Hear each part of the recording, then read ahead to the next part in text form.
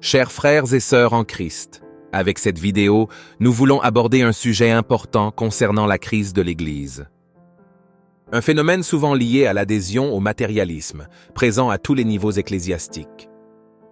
C'est pour cette raison que nous vous invitons à regarder la vidéo jusqu'à la fin, car nous vous dévoilerons la tentative qui a été faite pour éliminer la récitation du Saint-Rosaire, à laquelle de nombreux fidèles sont dévotement attachés. Lorsque nous parlons du matérialisme et de la crise qui frappe les fidèles, nous faisons référence à la réalité de nombreux catholiques qui se déclarent comme tels le dimanche, pendant la messe ou, peut-être, en récitant une prière avant les repas, mais sans une pratique cohérente et continue. Malheureusement, le nombre de catholiques qui participent chaque semaine aux célébrations est en constante diminution. Statistiquement, désormais, du moins dans le monde occidental, nous allons à la messe, si tout va bien, en moyenne 2 fois par mois. Cela représente déjà une lacune sérieuse, mais le problème du matérialisme est bien plus profond et ne peut être ignoré. La véritable essence de la crise de l'Église réside précisément dans cet attachement aux biens matériels et dans la focalisation sur les choses profanes. C'est comme jeter des perles au port, essayer de construire une utopie sur terre ou être obsédé par l'argent et les biens matériels. En ce sens, le pape François a raison lorsqu'il critique le matérialisme et avertit les catholiques de ne pas être aussi attachés aux biens matériels. Il est cependant paradoxal que lui, tout en dénonçant le matérialisme, apparaisse et soit accusé comme l'un des principaux matérialistes au sein de l'Église. Si l'on regarde son message, il apparaît clairement qu'il semble déterminé à construire un monde meilleur, une cause qui, bien que noble, a ses limites. Un paradis sur terre ne peut être créé, et des problèmes tels que la pauvreté ne seront jamais complètement résolus. Comme nous l'a dit notre Seigneur, vous aurez toujours les pauvres avec vous. Il est de notre devoir, en tant que catholiques, d'aider ceux qui sont dans le besoin, mais ce ne sera pas par des mécanismes gouvernementaux et laïques que nous résoudrons ces problèmes. Le matérialisme est un fléau bien plus profond dans l'Église que beaucoup d'entre nous sont prêts à l'admettre, et il se manifeste particulièrement parmi les laïcs, encore plus que parmi les hiérarchies. Les hiérarchies elles-mêmes reflètent les problèmes que nous rencontrons, en tant que catholiques et en tant que société. Tout ce que nous trouvons chez les laïcs, les péchés, les tentations et les transgressions, se reflète inévitablement aussi parmi les évêques et les prêtres. Trop d'entre eux soutiennent et défendent des maux et des péchés évidents, sans la volonté d'affirmer avec force la vérité de la doctrine. Hors de l'Église, il n'y a pas de salut.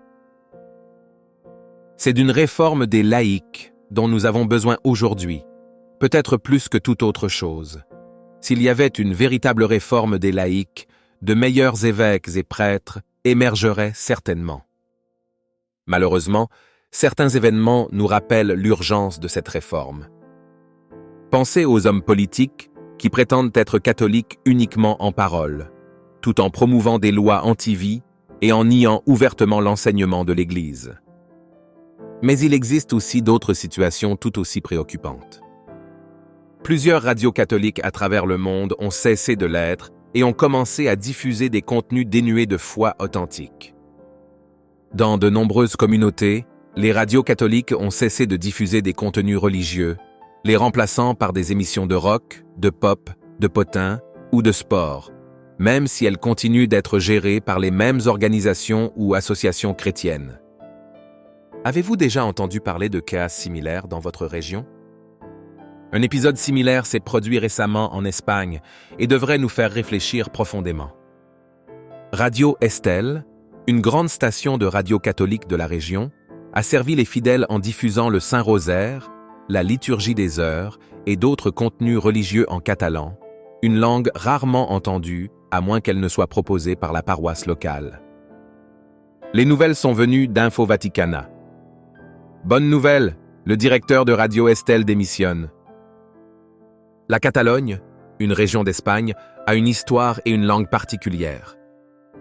Comme le décrit le célèbre livre Hommage à la Catalogne de George Orwell, publié au XXe siècle, cette région possède une forte identité culturelle et linguistique.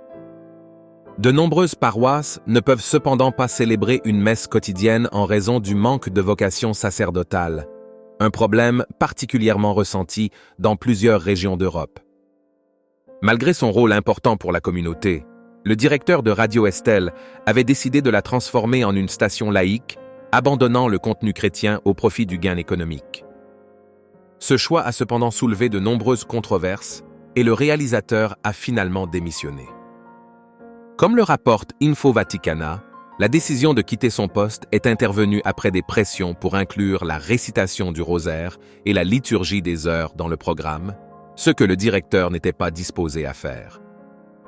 Il se sentait privé de la liberté nécessaire pour diriger la station selon sa vision et préféra donc abandonner. Aujourd'hui, la direction de Radio Estelle est revenue à un laïc, choisi avec l'approbation de 2 cardinaux avec lesquels il avait déjà travaillé dans le passé. Après 21 ans de gestion confiée à des prêtres, la radio revient sous la houlette d'un laïc. Au départ, le promoteur du projet, Francisco Vigues, membre de la Maison de Santiago, était également prêtre, mais il a ensuite choisi la voie de la sécularisation. Le dernier directeur avait tenté de transformer Radio Estelle en une station plus générique afin de concurrencer les radios les plus populaires. Cette tentative a entraîné la perte de l'identité religieuse de la radio, CE, qui a entraîné le transfert des programmes religieux vers une chaîne en ligne appelée Anima Estelle. L'expérience n'a cependant pas abouti. La radio n'a pas réussi à attirer un public plus large, car les autres stations disposaient déjà de leur propre auditoire.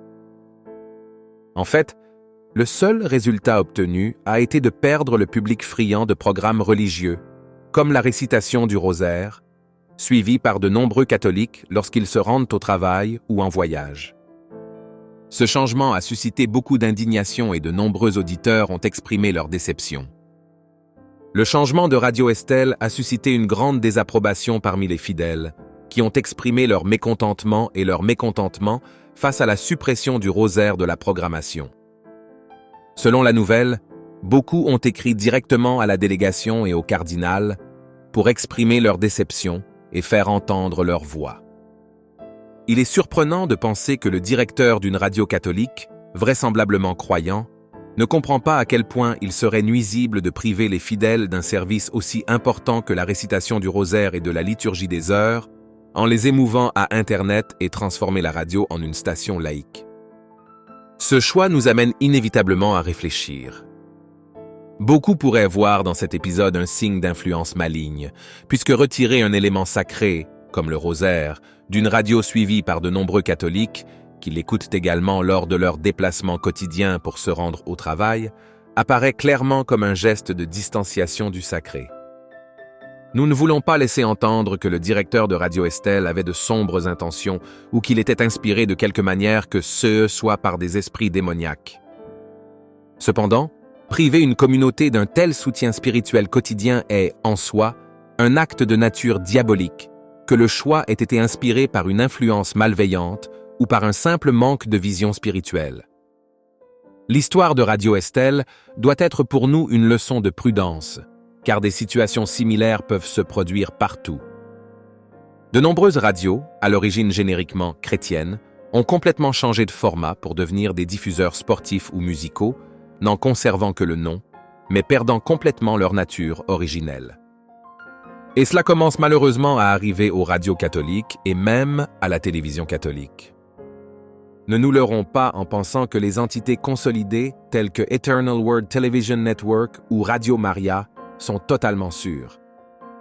Si l'âge moyen de leurs spectateurs continue d'augmenter et l'audience de diminuer, il viendra peut-être un jour où un évêque, en l'absence de soutien ou en raison de la pression économique, décidera de modifier radicalement la programmation, voire de céder la place, l'ensemble du diffuseur. Et vous, qu'en pensez-vous? Cela vous surprend-il qu'un réalisateur catholique ait choisi d'éliminer le contenu religieux de la programmation? Écrivez vos réflexions dans les commentaires et, si vous avez apprécié ce contenu, n'oubliez pas d'aimer la vidéo et de vous abonner à la chaîne. Comme toujours, nous prions pour notre Église bien-aimée. Que Dieu nous bénisse et nous accompagne.